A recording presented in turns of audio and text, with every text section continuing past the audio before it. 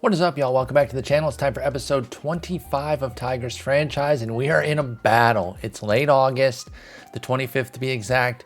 We have just a one-game lead, and that's only because the Twins just lost 4 straight. I jumped in here instead of September 1st because we got a big series against the Dodgers, who are a wonderful team at 82-41. Holy smokes, they're incredible.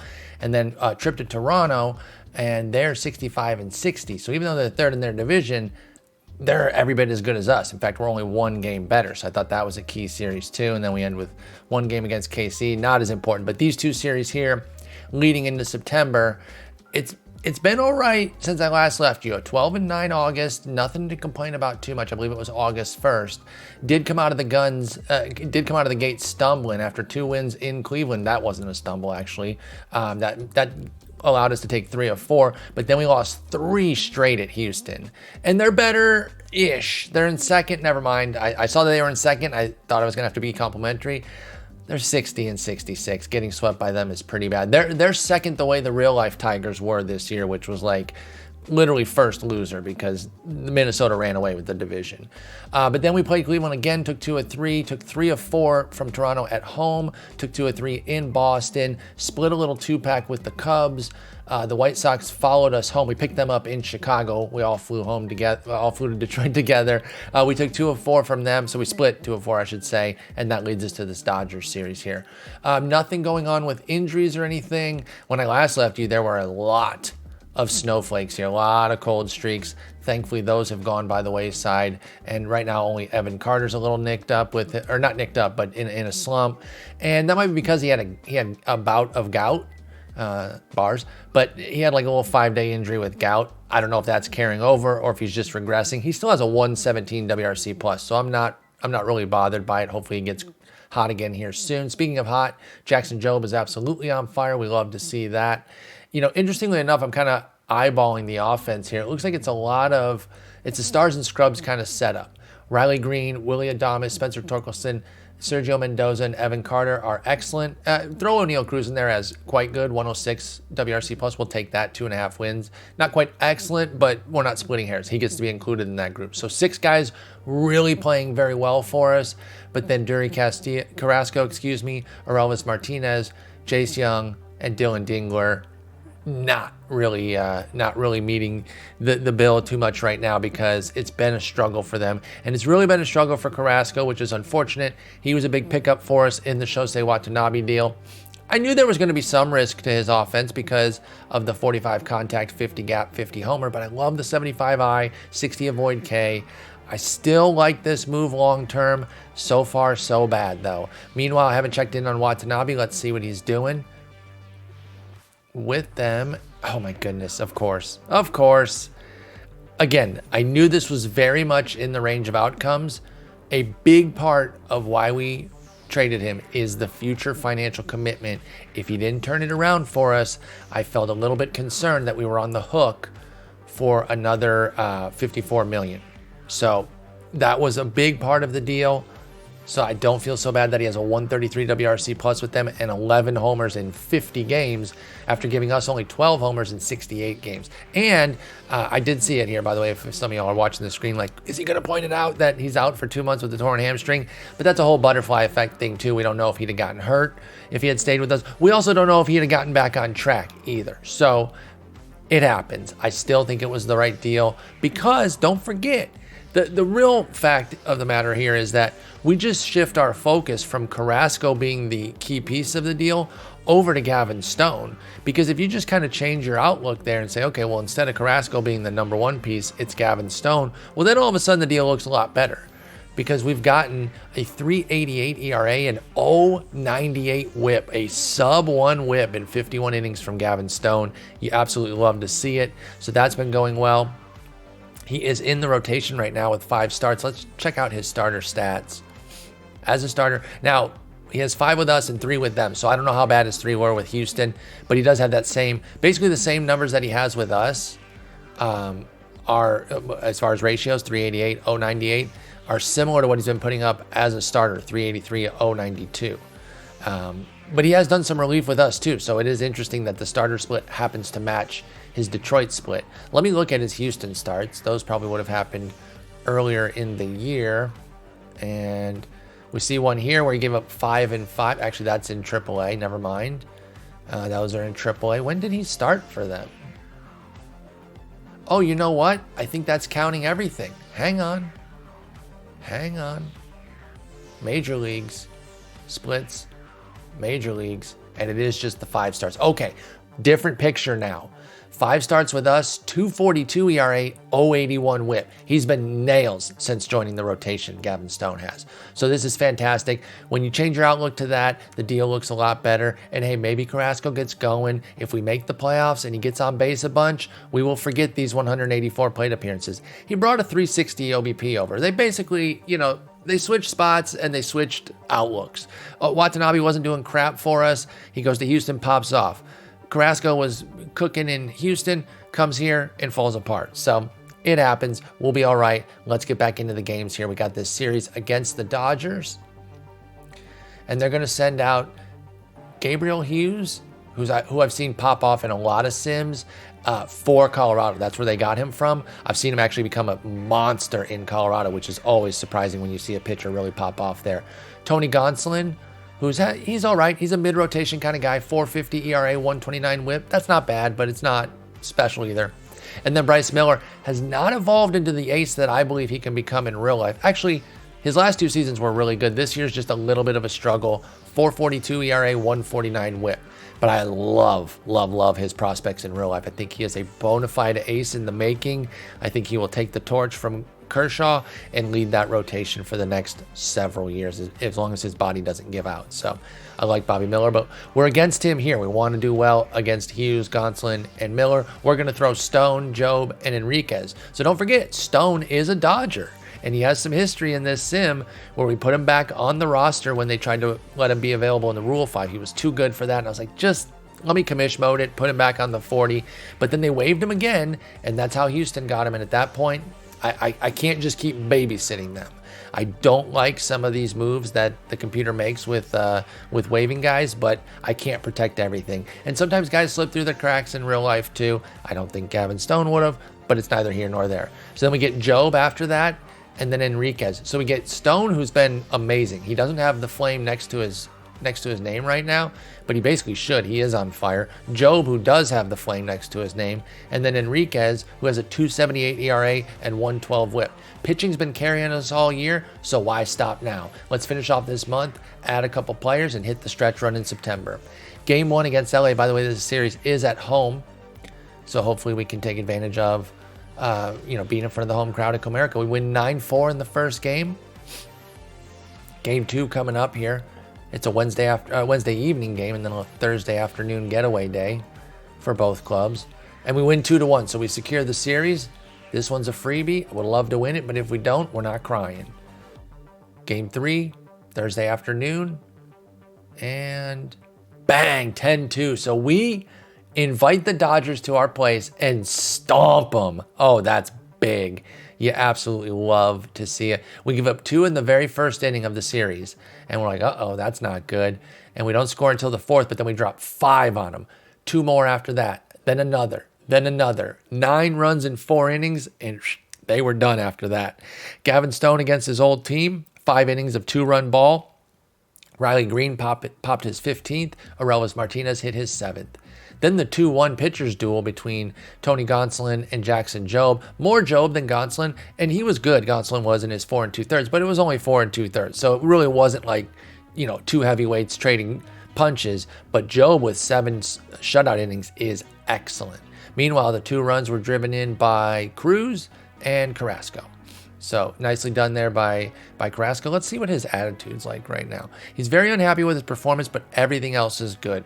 So that's all right then. At least he's not mad about like where he's batting and thinking that he should be in a better spot. In fact, he thinks he's a bench player. We've got confidence in you, Carrasco. Chin up, my guy. Chin up. And by the way, the guy that he's competing for time with, Jace Young, has not been able to recapture the magic of last year. He might have just had that one big giant season that we're not really ever going to see again because his ratings are kind of pedestrian now. He was running pretty hot with a 351 BABIP. And you know what? It was a great year, but I don't know if we're going to get too much more out of that. And that's why they're just trading off even against righties with Carrasco playing there. Now, Carrasco starts at DH. I just get Carrasco to play some defense sometimes too, and then I can get Aurelvis Martinez in a bit more because Jace Young has a 78 WRC plus. So even though Carrasco's is 85, what am I going to do? Play Jace every day? I can't do that either. So I know he's a little bummed about his role on the team because he's losing some PT, but I don't know what to tell you. I'll drop this to 4 every 4th game at second base. In deference to Jace to maybe perk up his attitude if he's not losing as much PT, but we can't baby him. We need wins. We need guys performing. You know, I'm getting him in against lefties on occasion, but he is wretched against them. And it's a small sample, but his ratings aren't very good against them either. So I don't want to just be like, oh, ignore the ratings and play through it. He is not good against lefties. He loses 5 in contact gap and power for Jace Young. So anyway, let's continue on here. Great series against the Dodgers. That 3rd game was 10-2.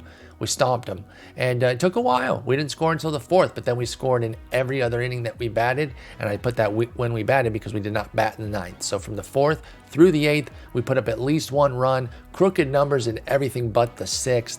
It was an offensive barrage, and speaking of Jace Young, he hit his 9th.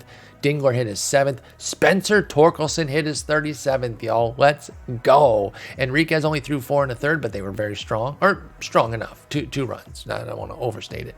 But then the bullpen was amazing. Vasquez, Modeon, Uribe, 2 hits in the remaining 4 2/3. Bobby Miller, 4 runs and 4 2/3. His struggles kind of continue. Put on 8 base runners. You don't like to see that if you're the Dodgers.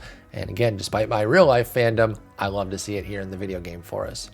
Willie Adames also had a 3-hit effort, so we really stepped up against them. Now we head up north. We go to Toronto. Wow, they have fallen into last. Now, that speaks more to the tightness of their division because 5 seconds ago they were sitting in 3rd. They've only fallen a little bit. This division is just so tight. The Rays have a little bit of a lead at 3.5 games, but then the Yankees are only 2 games behind the Orioles. The Red Sox are only a game behind them, and then the Jays are only a half game behind the Red Sox. So those other 4 teams are really tight, and the Rays can't exactly sit comfortably with a month left to go. They know that they can be caught by really any of these teams, even the Blue Jays. So they got to keep their heads on a swivel there and make sure that they're still pedal to the metal. We're going to have Skubal, Ashby, and Stone going up against Brandon Eisert, Kenta Maeda, and Kevin Gausman. So these are our nemesis. This is our nemesis. These are our nemesis. I don't know. It's one of those, but we hate these guys. They've ousted us in the playoffs 2 years in a row. They're very good. This Brandon Eisert guy is a monster. I believe he's a real-life prospect for the Jays, drafted in the 18th round of 2019. This is not the first sim where I've seen him become an absolute force for the Jays. I can only remember one other, so I'm not saying like go out and get him every time he always pops off, but this is the second time I've seen him become a true ace. And the only thing that's keeping him from, I guess, upper scale acedom is the 35 stamina, but the skills are so strong. He has a 3.48 ERA and a 109 whip in a swingman role. In that other sim, he had 50 stam with similar skills right here, which made him just an absolute unbeatable monster. Maeda's over there, and he's struggling. He's having a rough one. They got him from Colorado, and he's actually been worse than he was with Colorado, if you can believe that. 6.10, 169 ERA whip with Colorado in 41 innings. 8.10, 190 in 20 innings with the Jays. Tough scene. His BABIP is through the roof with both teams. He doesn't strike out as many guys anymore, and particularly with the Jays, he has an 11% walk rate. But then they close it out with Gausman, who has not been Kevin Gausman in this sim. He's still a full-on workhorse. He's eaten up those innings, and anytime you're popping 200 innings, you're adding value to the team. Even last year when he put up a 5.40 ERA, you still want a guy that's eaten up 200 innings, even if they're not at the best. So he's at a 4.47, 129. There's still a lot of good starts mixed in that, but let's hope that we can get to him here. Let's see how this 3-game set goes. Let's check in on Nardog real quick. Oh, damn. Despite the amazing ratings, he is not having his best season. 4.17 ERA, 129 whip for Andrew Nardi. Oh, wait. I just realized he's not even with Miami right now. That just dawned on me. Miami moved him. How do you get rid of Nardog? Okay, you get Ricky Tiedemann. All right, Jen's home, so the dog cam's pretty much going to be over, y'all. I'm sorry. You get Ricky Tiedemann and Cade Doty. So that's kind of how you do it. Now, Cade Doty is just meh. Sorry, I wanted to close the door there so that she can say hi to the dogs, and we don't have to, or she doesn't have to worry about being too loud or anything. So, but anyway, Cade Doty I've seen become an absolute monster in multiple sims. I'm glad he's not in this one, at least right now. Well, no, actually, it wouldn't affect us. He's not on the Jays, so for the Marlins' sake, I hope he becomes one, but it doesn't look like he will be. But they got Ricky Tiedemann. They got a nice lefty starter for Andrew Nardi. They kind of fleeced him because as much as I love Nard Dog, he's a straight up reliever. Now, if they were considering starting him, which the computer is definitely open to starting 35 stamina guys, I'd seen it before, and then my Twitch chat had told me about them doing it, and that's why I started trying it more and more, because I used to not. It used to be 40 minimum for me. Then I started venturing out with some 35 stam guys.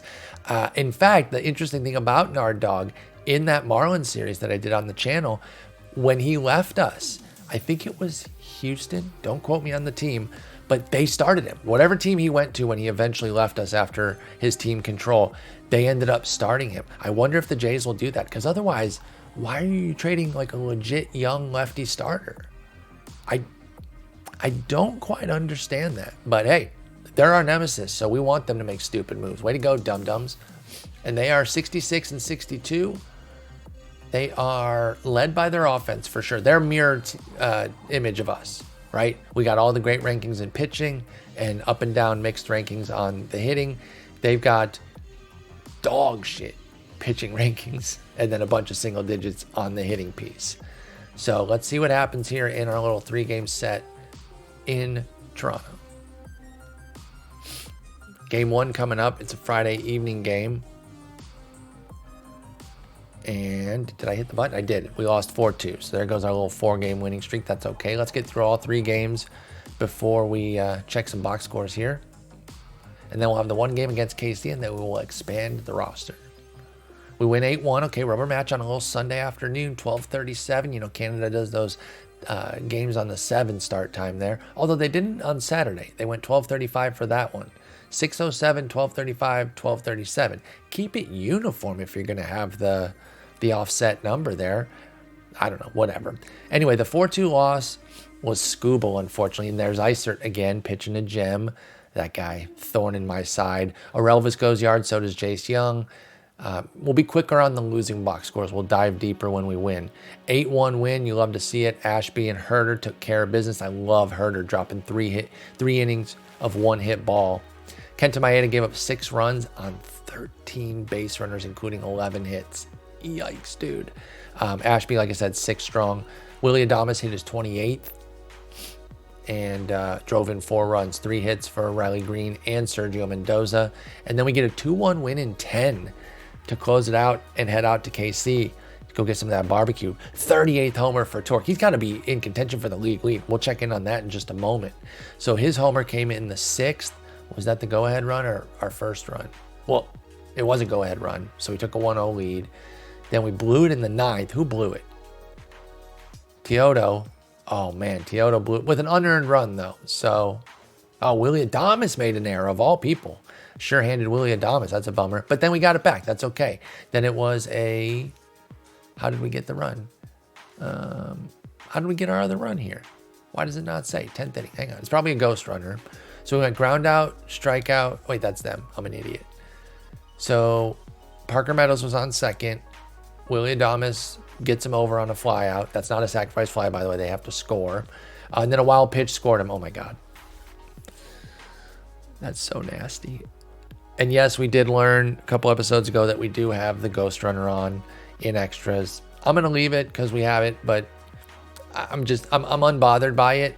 It is a little goofy in an internet game. Like, I don't think we have to because we're not actually like trying to help save pitchers, which is kind of the main purpose behind it, but we'll leave it on. It's fine. All right, we got the KC series coming up. It's going to be Job, Enriquez, and Scooble against Killian, Montas, and Marcano.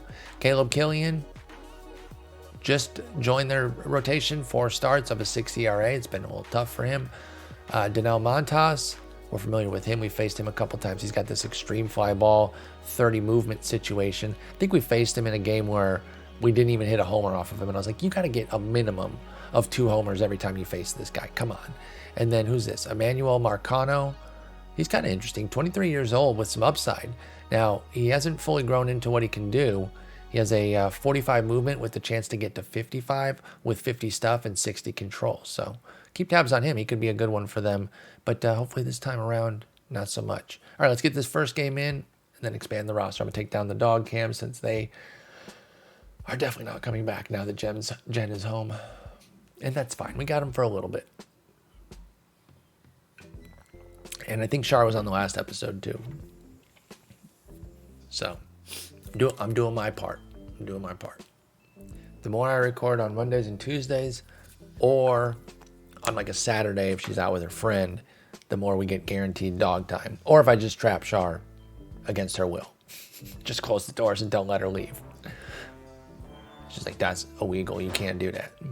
All right, player development report. I'm only going to look for like big moves right now. I see a few small greens on guys like Teodo, Morion, Brendan White, Itzhak Pacheco. I like that, but I'm looking for something big right now. Rainer Castillo lost current movement but got potential control. Campbell Smithwick got some contact and defense. I like that. Former second round pick for us, supplemental round pick, who's not looking great. He's pissed right now. I guess he is spending his 3rd year in A-ball. That's probably what's pissing him off. Well, do better then, right? Like sometimes I'm like, yeah, I want to progress these guys and move them and everything, but you're terrible. What do you want me to do with that? So, it's frustrating because I get kind of punished for them not doing well, but I'm like, well, I can't force him to be great. I think he can go to high A, though. Let's go ahead and get him there and see if that changes his mood at all. He's still pissed. Let's see what the minor league records are real quick. All right, Toledo is 68-58. Double A, Erie Seawolves, 70-48, baby. Let's go. Frankly, this 52-68 for West Michigan is an amazing record for them. And I'm not even being facetious. They have had a rough one. 447 win percentage, which is actually similar to what they have right now, but then 394, 386, and right now it's 433. So it's not so much above previous norms, but it is better than the last 2 years at least. And then let's see here, Lakeland, they're terrible. Rookie League, terrible. And the Dominican Summer Leagues are terrible. So, but hey, we've added another league. Toledo's been good for a bit, but now Erie. Unfortunately, though, Erie I think is just guys that are like probably a little too old for Double A. Like we don't have a lot of prospects there, so I can't get too excited about that. Yeah, we don't have a single piece of yellow here, let alone green. And I just use that as a shorthand for the rating, right? So these guys are all 40 and below potential. So like it's cool, but it's not that cool. And the pitching side, we do have one, the aforementioned Rainer Castillo. He's a 45 potential, but he's a true reliever. So I can't get too excited about it, y'all. I'm sorry. I don't want to be the wet blanket after we see something positive down there, but it's not that good. All right, roster expansion coming up. Who's Drew Reynolds? Probably just a draft target. Just got to remove him from the short list there. Some guys I like to keep following even after the draft, but others I just forgot to remove. So when we first get an email about them, I'm like, oh, okay, I got to get rid of that. There was nothing else. Oh, Shigoya. Shigoya's current contact and potential power go up. Alexis Shigoya, a big-time international signing for us. He doesn't handle losing well, so he's kind of pissed about that. He has a 68 WRC plus at Dominican Summer League. Let me see if he can handle Florida State. I don't think so. What about rookie ball? Complex League? Maybe. I mean, they're not much better, so I don't think it's necessarily going to help. But he's 17. I'm going to leave him. He just has to eat it this year. That's fine. The season's almost over anyway. All right, expansion time. Roster expansion time, I should say. Moises Valero, is he worth putting in AAA? I mean, whatever. It doesn't really matter. I just saw the green arrow and I wanted to check in, but I don't really care. All right, what do we want? One pitcher, one hitter, probably. That's usually what I do. And I'm thinking an outfielder. We only have 4 that are primary position outfield. Arelvas can hang in a corner, so can Torque. Baez probably could still play the outfield. Not really. He only has 40 range. I don't believe that. I feel like he would have better range if we put him out there in real life today, but why do that when you have him at short? Arias has straight 55s too, so he can play a corner, but I still think we need an outfielder. If we sort, Badu, easily Badu. Pop him up there, and then see what kind of arm we can bring up. Sort by strikeout minus walk. Odaner Mosqueda has been incredible. From that standpoint, 21% strikeout minus walk. His results are actually kind of meh. 391 ERA, 134 whip. 336 BABIP is hurting, though, too. How many lefties do we have? 3 lefties. Do we need a fourth? The answer is definitely no. Like, we don't need a fourth. But I'm not against it either. Because he doesn't have that much of a split. He loses 5 stuff and movement against righties, but that still keeps him at straight 55s. Which, that's not bad. That's not bad. We have Dario Gardea. He's just a control artist. Franklin DaCosta, he's straight 55s as well. He had a rough little major league sample earlier, and he's been pretty bad in the majors both times, or all 3 times that he's been called up. So I think Mosqueda's last time in the majors was not great, 457, 152, but he did have a 16% strikeout minus walk, which isn't terrible. It isn't terrible. All right, check the waiver wire real quick. Jorge Alcala. He's having a good season, but we need something a bit more impactful to really make a move. Connor Brogdon, there's a world where I would jump on this if we were a little bit worse, or if he had 35, 40 stam maybe. If he had higher stamina, I might take a shot, or if we were like a year ago or 2 years ago in the sim. But I think we have guys that are all firmly above him now, especially without the extra stamina. So yeah, I don't really see anything to get there. Corey Julks. Nah, if he had better defense, maybe. Ronaldo Hernandez, same. If he had better defense, maybe. And Gabriel Rodriguez. Gabriel Rodriguez isn't terrible, but that's about the best I can say. How many 40 spots do we have? We have 5. I wonder if Gabriel Rodriguez is worth scooping and just popping in the minors. Like, his defense sucks because of 45 range. It's just never going to be that good. But he got a decent arm, so he can hang over at third. Maybe play a little outfield. Maybe play a little first. He's got like a 50 bat. I don't know. We'll let Cleveland keep him. But we're watching you, Cleveland. Let me see.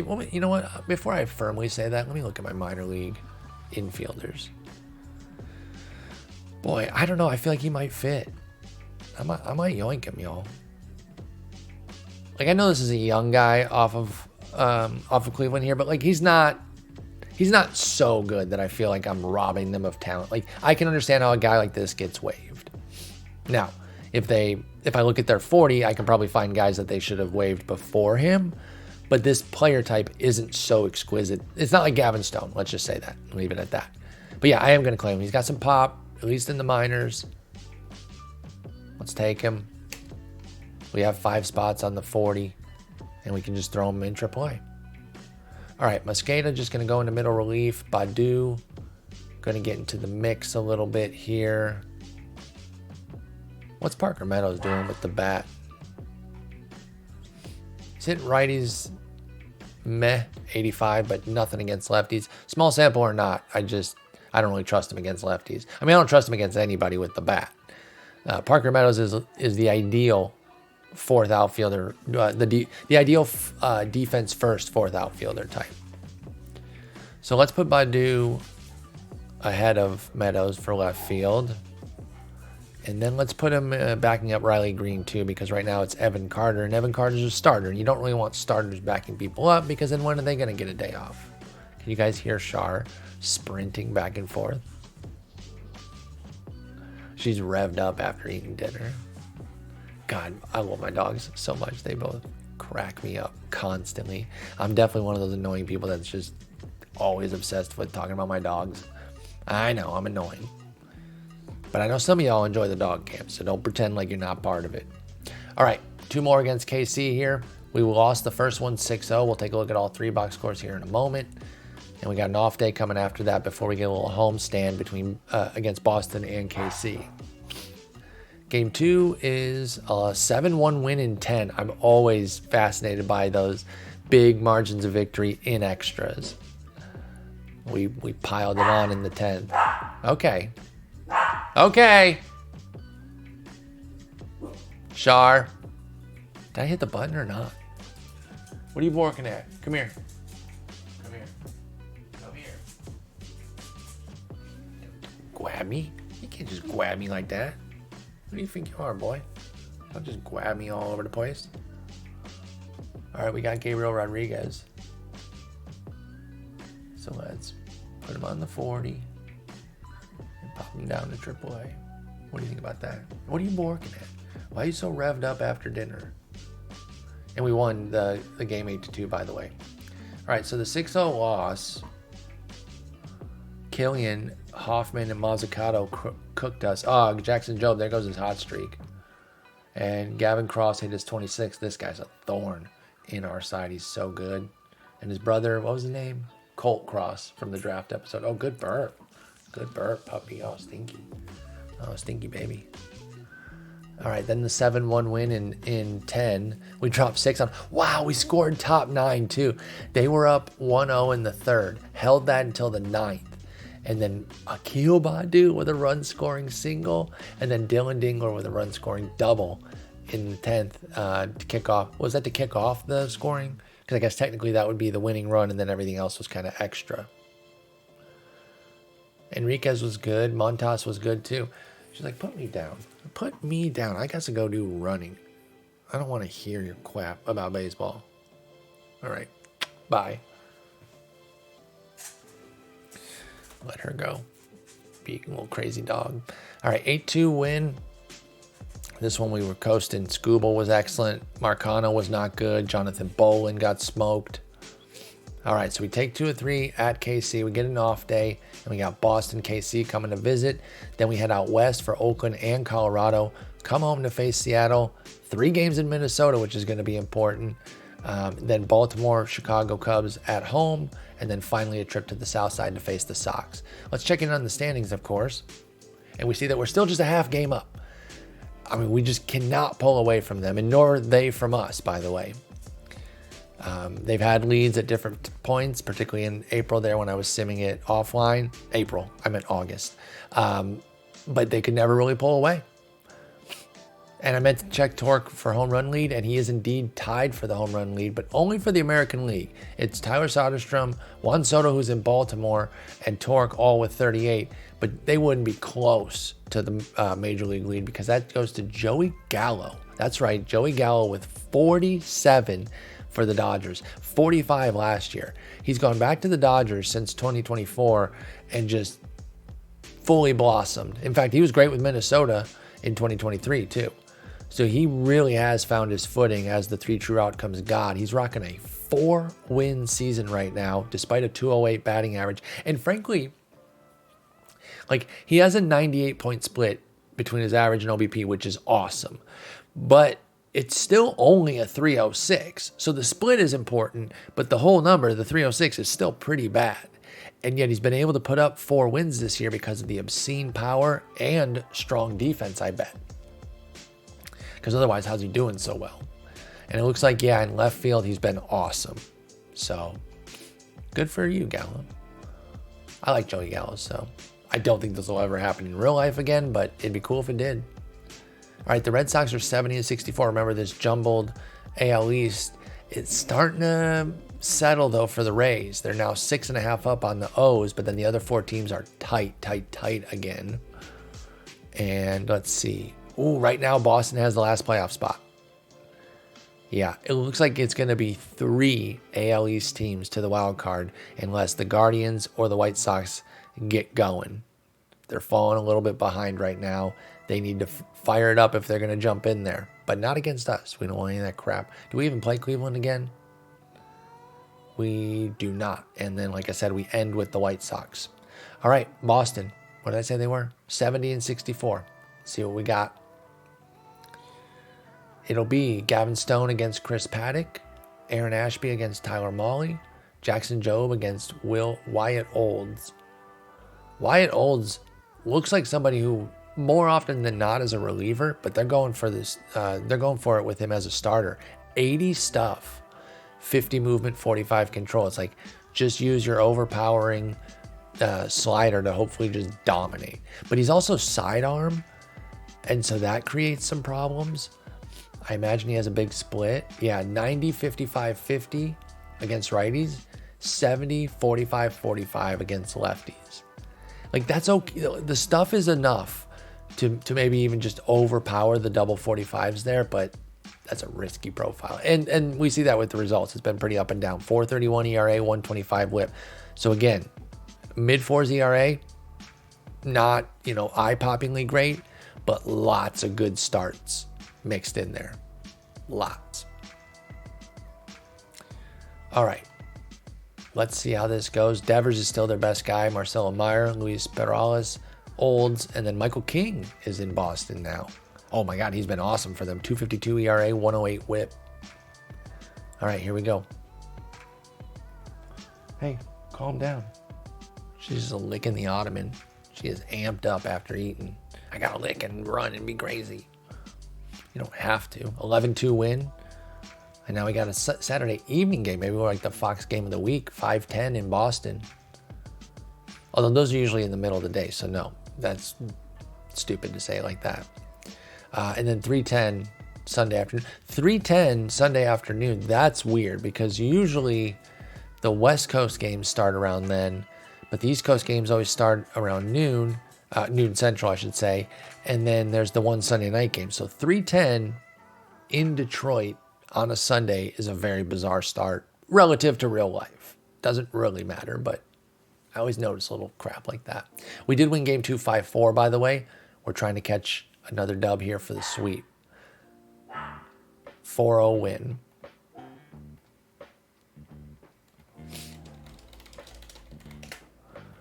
Did I say 4-0 win? It was a 4-0 loss. I'm a clown. But I'm also hitting a save right now because I just realized. So we take 2 of 3. I just realized I have it on one save once a month, and I don't want to risk it too much there. 11-2 win saw a billion doubles. 3 for Adames, 1 for Mendoza, 1 for O'Neal Cruz, 1 for Torque, and 1 for Young. No bombs in an 11-run. Wow, that's crazy. And then let's see who was pitching in that one again. That was Gavin Stone, 6 scoreless. Paddock rocked for 6 runs in 4 2/3.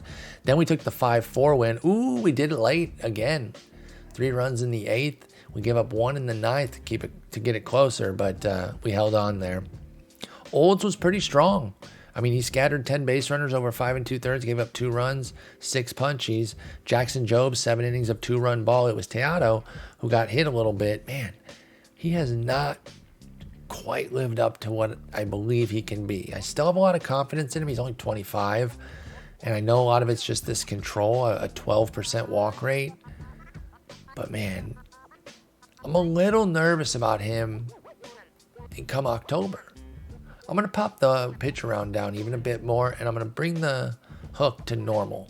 And that way we're not pushing him. Because I wonder, and I don't know, I'm just speculating, but I wonder if maybe we push him for that second inning, if the runs are coming then consistently or not. I'm not going to look it up right now because we're in the middle here of recording. I want to get through these games. But I wonder if there's anything to that. So let's go ahead, pop down the pitch around, like I said, and then put the stamina back at just normal. He does have 40 stamina. Hook, rather. And by the way, for this pitch around meter, the way to use this, the way to best utilize this is that when you bring it down when they have excellent stuff and poor control. So that way the idea is that they attack the zone is the best they can, right? They're still going to have walks. They're still going to be wild a bit, but you never want them trying to pitch around and be too fine with things. You don't have to nibble and work the corners. You attack. And we see this in real life with guys. A lot of times it's young prospects who maybe don't know the strength of their own stuff. And they're nibbling and they're worried about getting beaten. And you understand that, right? When you come to the majors, you're nervous. Like it's the big leagues, man. It's scary. You got to trust your stuff. There was a great story in 2022 during his breakout year of Tristan McKenzie learning to trust his stuff. He fit this to a T. And the coaching was basically turning down his pitch around, telling him, trust your stuff in the zone, man. You're incredible. And he got some confidence boosts from Miguel Cabrera and Sal Perez, obviously two opponents, but in the division, they're both like, hey, man, we don't like when you cook us, but you need to trust your stuff. And like players are like that. There's some players that's like all competition all the time. Others that are fine to kind of dole out bits of advice even to a division rival because they're chill with them. And so, that was a great story in 2022 for McKenzie. Unfortunately, his 2023 was injury riddled, but that's what the pitch around. And then the opposite would be true as well. You would do pitch around the other way over to the right for a guy that has low stuff and high control, because you'd be telling him to pitch around a bunch, but his control is so good that he wouldn't really be throwing a bunch of pitches out of the zone. So that's how you kind of use the pitch around meter. And that's how it's best deployed. All right. KC coming to visit. We just took care of them earlier, 56-81. Got to win another series here before we head out to Oakland. We got 4 in Oakland and 3 in KC after this. We got a Monday afternoon game in Colorado. That's interesting. All right, we win 7-4. I think in the interest of time, we will... We'll skip some box scores in this one here unless there's a big standout one, a bunch of runs or something, or even a shutout. Anytime we have a shutout, I got to check, see if we got anything special, if the starter went the distance, no hitter, something like that. Always got to check that out. Sorry I didn't check in on the starters for this one. We did, in fact, sweep. I'll check the 2-0 game. It was Ashby throwing 4 2/3 scoreless, Brant Herder, Elpidio Perez, and Emiliano Teatro finishing it up with just 3 hits scattered over the remaining 4 1/3. Sergio Mendoza hit his 18th. What a breakout season for him. And then 7-4 and 4-3 wins were bookending the shutout. Now we head out to Oakland. They're 56-84, so another pretty crummy team that we really have to take advantage of here. And we're going to get 4 games against them. Evan Carter with a 5-hit game during the 4-3 win. Love to see that. He goes 5 for 6. Damn, that's nice. Damn, he's on base that much, though. We only scored 4 runs. It's kind of a, we walked a tightrope there, almost wasted his good game by not cashing him in more. He only scored 1 run, drove in 1. All right, the 4-game set against Oakland, we're going to start Job, Enriquez, Skubal, and Ashby. They're going to go with Ken Waldichuk, Gavin Collier. Oh, he's got the weird face scan thing where it looks like, I don't even know, dude. Shit's just wild. Nope, do new picture. God. All right, that's better. Cool beard. And then, what is this? Joey Estes, yep. And David Leal. I thought it was Dom Leal. I don't know where I got Dom. Control artist. Oh, actually looks kind of decent. He's 29 already, but I don't know. He could be something. You'd think that his 50, 60, 70 could work well in Oakland, but it hasn't this year. It was pretty good last year, 383, 125. This year, 496, 132. That's not too bad. All right, so here we go. They got Langoliers, Soderstrom, Jackson Wolf, Lawrence Butler, and Cade Hunter are their best players. 3 of their 5 best players are catchers. Langoliers, Soderstrom, and Cade Hunter. Now, Soderstrom's a first baseman. He's a 35 ability catcher, or 40 ability, 35 composite rating. Should already be at first, or DH, has no business behind the dish. Bangoliers can catch. Yeah, he's 55-70, so he can legit catch. And then Cade Hunter also can't really catch, and he plays the 4 corners as well. So they do have 3 of their 5 best are catchers, but 2 of them really should be playing other spots. All right. Continuing on, let's see what we can do in Oakland. Oh, let's check the standings, of course. We are still in first. I always check up here. I wish it would say how much of a lead you have. I've said this before, so I'm repeating stuff now, but I think that'd be a cool feature. Or at the very least, when I mouse, see how when I mouse over the Tigers, I can click on something, or if I mouse over the date, I can click on something. How about when you mouse over the record and win percentage, you can click to go to the standings? That'd be cool too. If they can't put the games ahead, then at least have it to where I can quick access, boom, click that, and I go right to the standings. Anyway, we have a 1-game lead. Let's take a quick look at their schedule. They've got one more game left against Cleveland. Then they head out to Toronto and Cleveland back to back. Toronto is still 72-68. Again, don't let the 4th place fool you. They're a solid, capable team, and our nemesis. Maybe they can help us for once, those jerks. Then they take a trip out to Cleveland, 69-70. So 500 team is always capable. Houston, they're still in second, but they're 67-74, 9 games back. And then us in the late part of the month, and then a trip to Houston, a trip to the White Sox, and home against the Yankees, who are also part of that big cluster. They're at the back end of it right now, but they're right there at 71-68. So, okay, they got a pretty tough schedule. The only real rollover is Houston. They do get 6 against them, but wait, where are the White Sox? The White Sox are, they're close enough to 500 that I wouldn't say that they're a walkover. Same with Cleveland. So I would say that Houston, because they're right on the cusp, I guess. They're close to 500 as well. So I guess if I'm going to include them, then Cleveland and the White Sox should be too. Whatever, it doesn't matter. All right, we definitely have an easier schedule right now, but we still got to win the games because Colorado's 65-75 as well. Let's see what this 4-game set looks like. Take a drink during game 1 here. A little Thursday night tumble.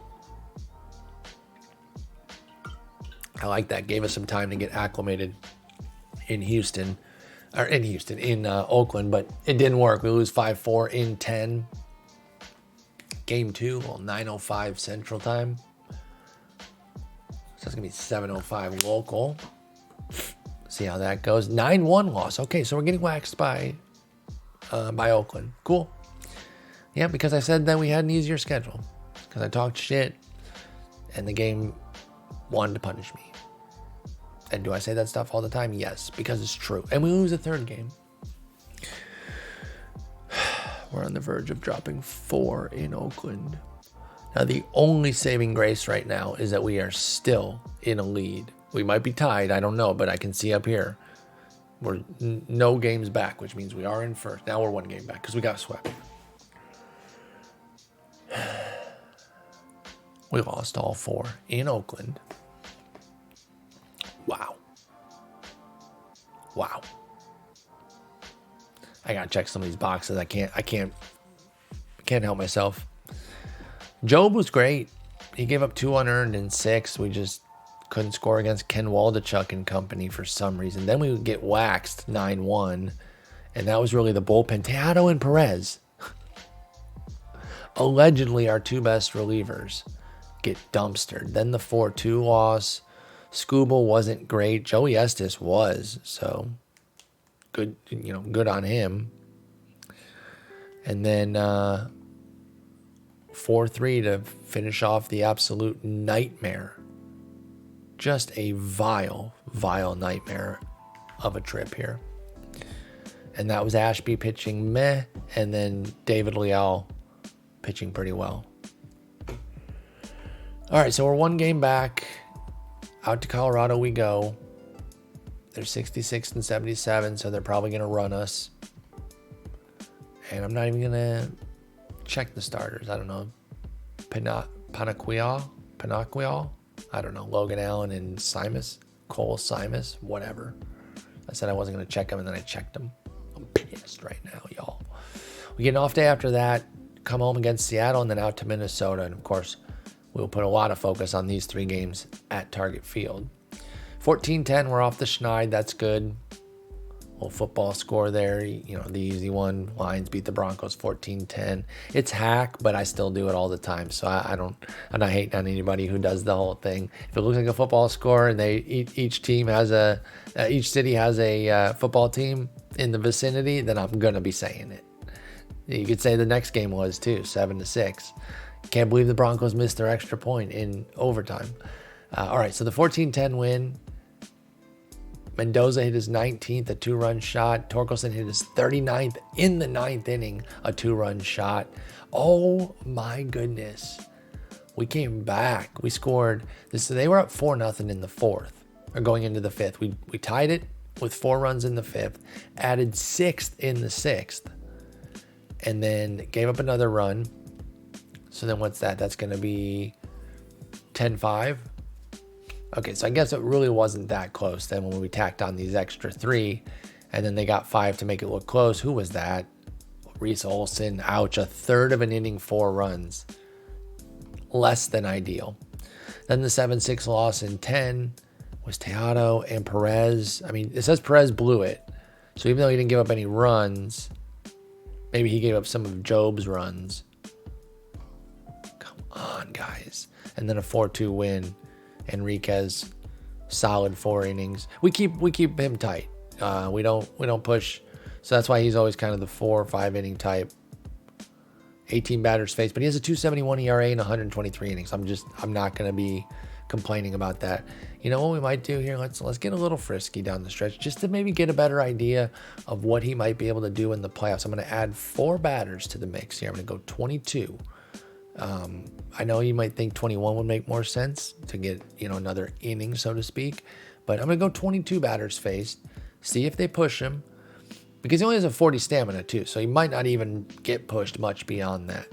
But let's see if he can be a more consistent 5, because I said he's like a 4 or 5 inning guy. He's really a 4 inning guy. He doesn't really get to the 5 very often, but they got him really tight on the 18 batters faced, which I like. I like that the computer is listening and they're not just doing whatever the hell they want. So now that I got him at 22, let's see what happens. All right, off day and then Seattle, and then the Twins series. All right, let's see what's going on here with Seattle. They are 78 and 68, 7.5 clear of the Astros. We're down 2 games, by the way, despite winning that series. So Minnesota's on a win 5. They took the last 2 out of 3 in Toronto. Thanks for nothing, Toronto. And then swept Cleveland in Cleveland, including a 14-0 massacre where Joe Ryan and Spencer Howard, maybe? Yeah, Spencer Howard, where they teamed up for 9 innings of 3-hit ball. Hot damn. All right. And Byron Buxton having another healthy season? Pretty healthy. I mean, it looks like he had at least an injury this year. Let's see here. We're in 26. So he had a 1-week injury there, 5 days there. So wait, how many games have they played? Because he only has 126. And so missing not even 2 full weeks. That's kind of surprising. I just would have thought, so he's missed 3 weeks. 1, call it 2 to injury. Okay, then I guess just another one with rest. Okay, that makes sense. And that you could see that happening in real life too, because they don't want to overextend him.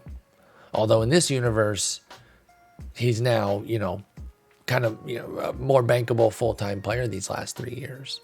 This is 3 straight 500 plus plate appearance seasons, and he's only 27 away from a 3rd straight 550 or more. All right, well, we will tangle with them shortly, but Seattle first, they're going to throw Castillo, Gilbert, and Kirby at us. We're getting the big 3, y'all, but we got Skubal, Ashby, Stone, so it's a little mono and mono here. Best v best. Gavin Stone, by the way, let's take a look at his starting stats. Update, 359, 099 on the ERA. Wait, they did the all leagues again. 276, 096 in 10 starts with us. Excellent. I'm loving that. All right, Seattle, who are their other best players? Andres Munoz is obscene, even for a reliever, which, they're going to have kind of outsized numbers at the outlier end.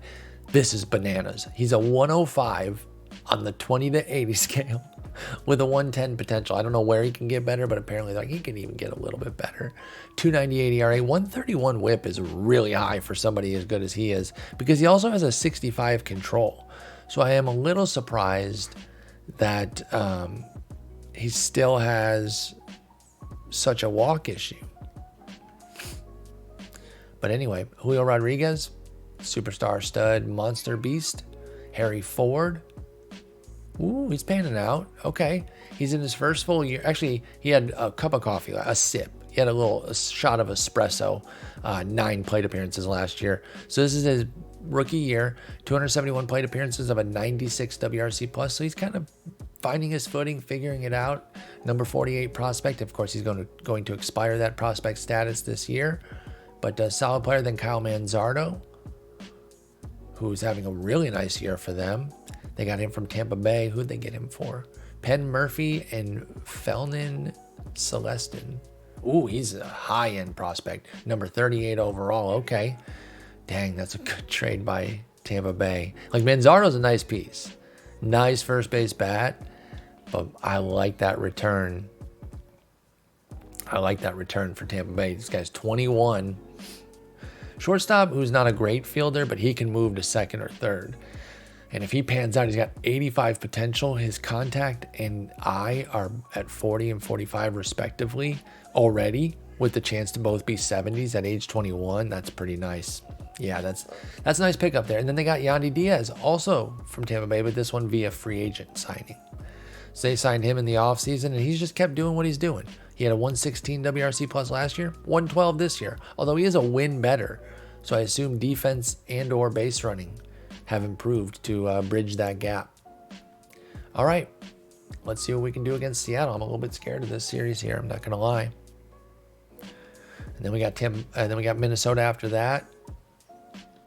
7-4 loss in game 1. Yikes. After this series, I'll hit a save. Couple afternoon games. Saturday afternoon, 6-5 loss. Oh my God, we can't beat good teams. We're frauds. Although we lost 4 to Oakland. We can't beat anybody. They're wretched. Game 3, we win 8-0. We salvage one. There we go. Jackson Jobe with the shut piece. You love to see it. 116 pitches, 4 hits, 1 walk, 4 strikeouts. Adames hits his 29th. Riley Green hits his 17th. Let's go. Let's freaking go. All right, here we go, y'all. We are 4 games back now because they just refuse to lose. They've now won 8 straight. Oh my God, we're gagging so badly. And they're stepping up too, right? I can't just put it on us. You know, even if we hadn't lost those 4 in Oakland, you can't really assume a sweep the other way. So let's say we'd have gone 3-1, we'd still be down. So they're contributing to this too. It's not just our failures, but they sweep Houston. They've got us now, and then they head out to Houston and Chicago. All right, Battle of the Titans. We're going to have Ronnie Enriquez, former Twin, by the way, going up against Joe Ryan, who actually, wow, I saw that great outing from him in that one game that we looked into, but he has a 6.91 ERA this year. What the frick? What is going on? And then we got Aaron Ashby against Corbin Burns, former teammates, and then Drake Skubal against Dirks Bentley. No, it's actually Denny Bentley, who's a swingman that they just put into the rotation. Wow, I wonder if they suffered an injury. Hunter McMahon, JP France, and Nestor Cortez. Maybe Cortez was the injury. Date of injury 9/15. There you go. Yeah, I'm going to guess it was the Cortez injury then. JP France wasn't really pitching much for them, and Hunter McMahon is a minor league reliever. So yeah, it's Nestor Cortez that goes out, and they bring in Denny Bentley here. They also have Matt Cantorino as their other starter, and then Shane McClanahan as well, who we know about from watching them last year. All right, here we go. 3 in Minnesota. We need 2 out of 3 here so badly. Ronnie Enriquez, forearm cramp. Going to take 5 days to recover. Okay. But we do win 6-2. Let's go. Oh, I didn't do a save. I got to do a save real quick, y'all. I got to get through Monday here. And then we hit a save. I tried to, again, because I'm still focused on my sim speed so much, I tried to slim down some of the stuff that I save and generate at each sim. It can't be lightning fast because I do want some logs and box scores and stuff to be getting created. So it can only be so fast.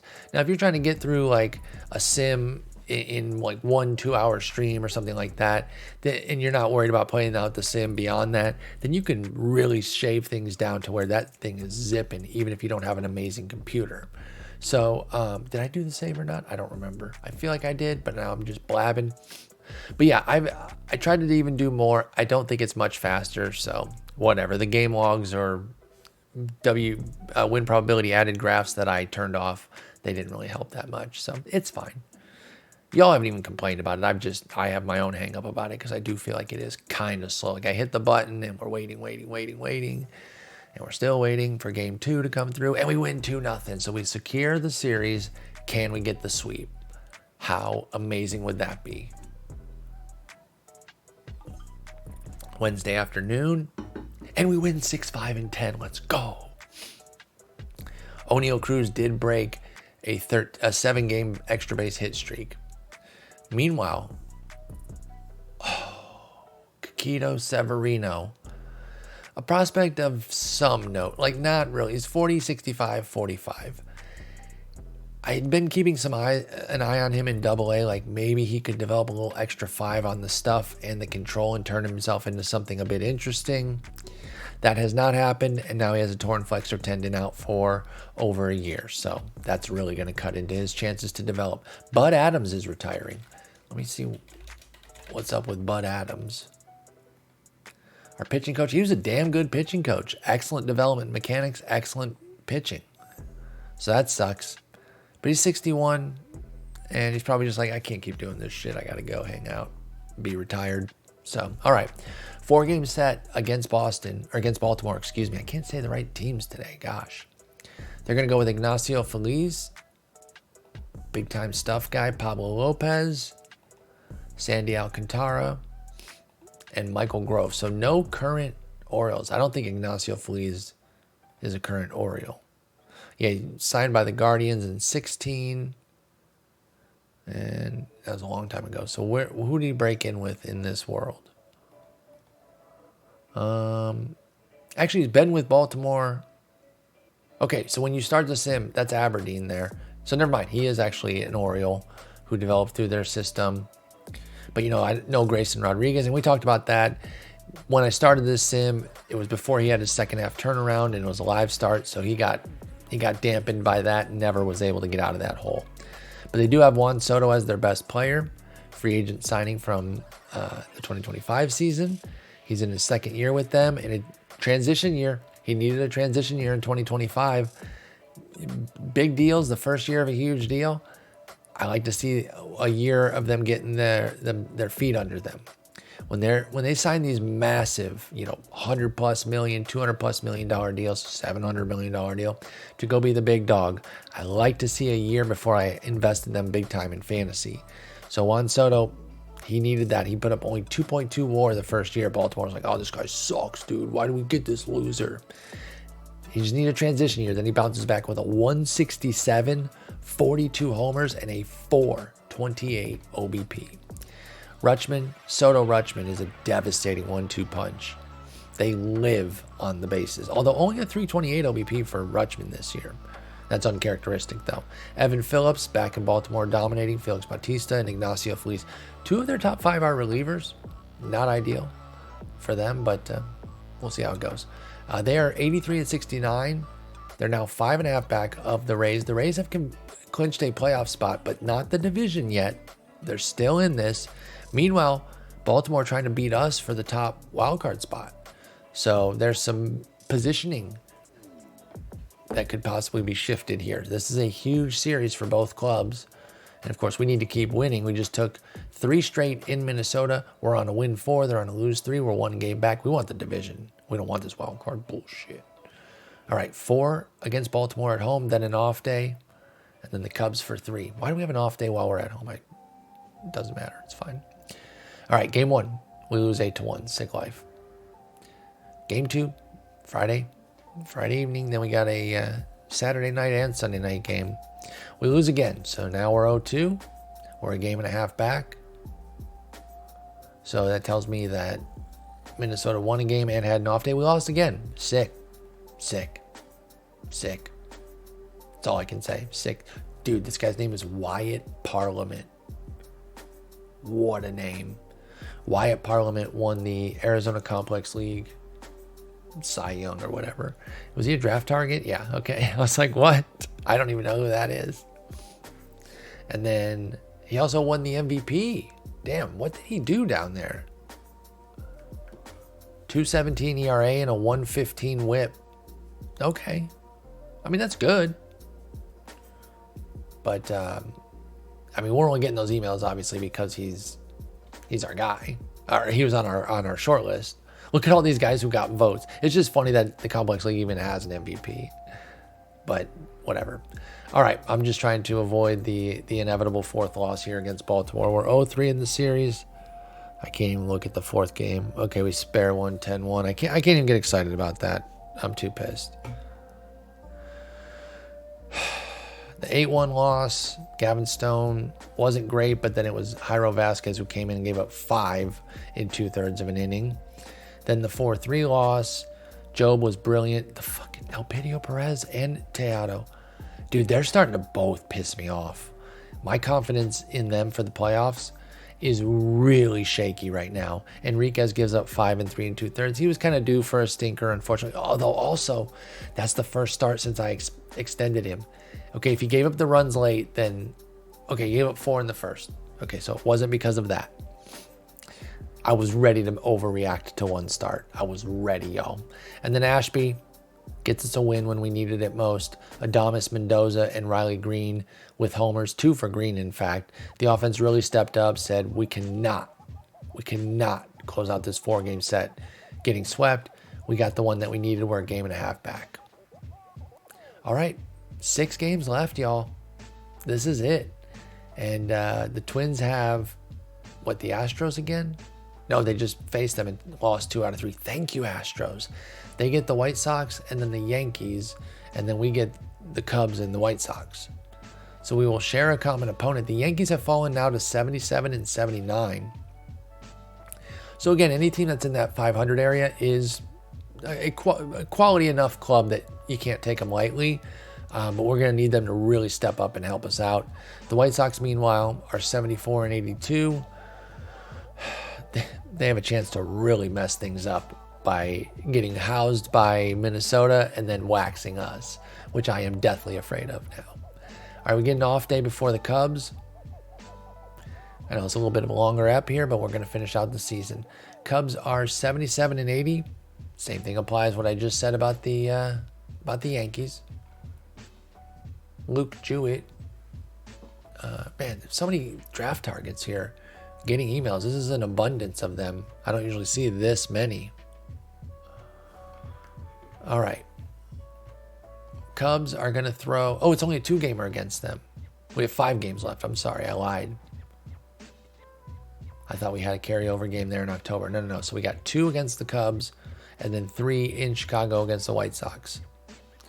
We had a little 2-game set against the Cubs here in August. So I guess we're just paying that off here with these 2. So they're going to throw Jared Schuster. Oh, old friend. Jared Schuster, who is having a nice season with them. 407 ERA, 120 whip. Good for him. Now, can you throw for us, please? Can you please tank? And then Justin Steele, who is having a brutal season. 528, 157. All right, don't mess around here. We got to take both. I'm sorry. I got to be greedy here. We need 2. It's not really a sweep. 2 games I don't really call a sweep, but we need both. We got the first one. Give me the second one. We're going to get a save and then flip the calendar over to October here where we got 3 more games. We get an off day and then the trip to Chicago. I am nervous, folks. Come on. Where's the game? Oh, we lost 8-0. Prospect development report. Gardia, the control artist, gets more control and more stamina. Chris Anglin loses movement. Colton Artman gets contact and eye. Eric Batanti gets current contact but loses potential. Gets current power and current eye.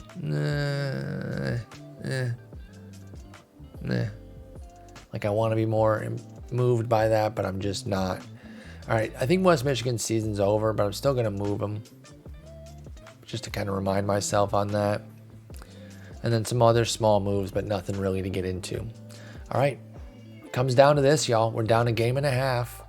We basically need to sweep, and then we need the Yankees to come through for us. Oh, the White Sox have this one game here, so they are prominent in all 4 of the remaining games. They have a chance to take the series here. Let's watch this game. Come on, stupid White Sox. Damn it. 7-0 win for the Twins. So we're 2 back. We're in trouble. We're going to make the playoffs, which is fine, but probably not going to win the division. And it is important, too, because it would be a bye because the AL West only has 82 wins right now. So this sucks. This is kind of a choke. I mean, only kind of, though. Like I said, like we went 15-12. You can only go so far with the C word. I'm actually going to dial it back. It's not really a choke. The Twins just were better down the stretch. I'm going to take us off the hook on that. They went 17-9 here in September, October so far. Like buzzsaw type shit. So let's see if we can steal this. I doubt it, but we need all 3 first and foremost. And obviously they have to lose at least once. So we win the first game, but Minnesota wins 2. So that's pretty much it, right? Or no, if we won 2, but then it'd be tiebreaker. And then I don't know if we have the tiebreaker or not. All right, let's see about game 2. Saturday afternoon. We win 8-0. And they lose. They lose 3-1. Come on, Yankees. Come on, you sons of bitches. All right, let's go to the score page here. And we can do this with a little bit of suspense. So the suspense can go away immediately if they win. But we're going to go with their game first. And then so we know if we even need to win.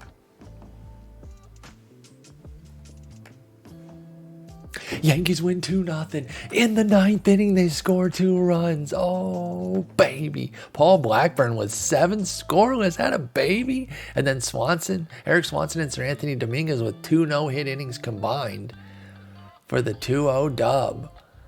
We got a shot. Skubal against Davis Martin. Look. Any one-off game, you never know what's going to happen, okay? But we're facing a sub-500 division team who's throwing a guy with a 7.50 ERA and a 183 whip. Yeah, it's only 18 innings, but he had a 5.11, 136 in AAA. It's Davis Martin. He's not that good. We need to win. There's no excuse here. There's none. Everyone's rested. Even Dingler at 96, he's a little down, but he's good enough to play. In fact, I'm going to make sure he plays by changing our stamina strategy to 95 there, just for one game. Because then it takes away his little battery there and ensures that he plays. Mosqueda is probably not available, but that's really it as far as the pitchers go. Everything's set up the way we would want it. We got our ace going as well. We need this dub. Let's freaking go. I'm just going to sim it. If this wasn't already, an hour plus, I would play it out. But let's just sim it and see what we got. Bang, 6-5 win.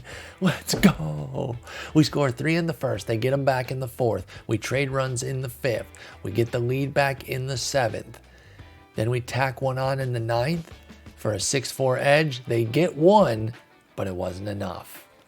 As Teodo tries to blow another one, but is unable to, despite his best efforts. So now it comes down to the tiebreaker, which I don't know what we're looking at here. Expanded stand, where can I do the versus team? Detroit against Minnesota. We're 9-4. That has to be us. That has to be us. It has to be us for the division now. All right, I'm going to sim this game. I don't think a series should pop up, which would mean that we won the division. Home run champion Spencer Torkelson, 2020 player Sergio Mendoza. Let's fucking go, baby. And we got it. We got it. Bang. Hell yes. Oh my God, what a thrilling finish there. They're going to get the Orioles, and the Jays will play the Mariners, and we wait. I can't remember because I may mix up my Sims, and like I said, this is like the first one that I've used the Ghost Runner rule ever. So I don't remember if I have reseeding after the first round. I need to commit that to memory because every time the playoffs come up, I don't know what happens. But I generally do that, which means we would play just, you don't know who you play. It would depend on the winners here. But if it's not, if it's just straight up a bracket, then we'll play the winner of the Jays and Mariners. So, oh my goodness, y'all. This was a long one. Hope y'all stuck with it because the thrilling end. Wow. I did not think we were going to win the division. I really thought we were in some deep, deep trouble. Spencer Torkelson rips 46 bombs, an MLB, or excuse me, not an MLB best, an American League best, tied with Tyler Soderstrom. Joey Gallo finished with 55, by the way. Any other leaders for us? Jackson Jobe was third in ERA at 3.14. He was second in RA9 WAR at 5.9. And that's it. Just a couple guys on the leaderboards. That's all right. But we go 89 and 73, tied with the Twins, but we take the season series against them. How key was that sweep?